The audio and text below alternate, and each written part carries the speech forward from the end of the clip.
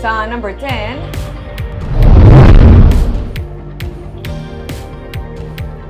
Bacolod-Negros Occidental Economic Highway ang pagabuksan sa Agosto 31. Plano sang DPWH nga palaparan ini sa madasol nga tuig. Halos pwede na maagyan ang bilog nga Bacolod-Negros Occidental Economic Highway nga nagaangot sang barangay Sumag sa Bacolod sa Victoria City. Inikuntani ang isa sa mga natalana katuan sa pagbisita ni Presidente Ferdinand Marcos Jr. sa Bacolod. Pero ginsiling ni DPWH Regional Director, Engineer Sunny Boy Oropel, ila ginpaisol ang pagbukas ang BANOCEH sa Agosto 31.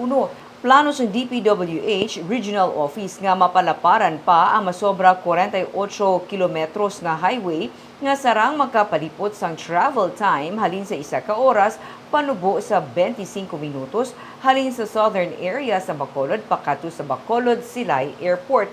Kapin sa 7 billion pesos ang pondo nga gintalana para sa road construction project nga ginapaabot maghahatag solusyon sa problema sa trapiko sa syudad.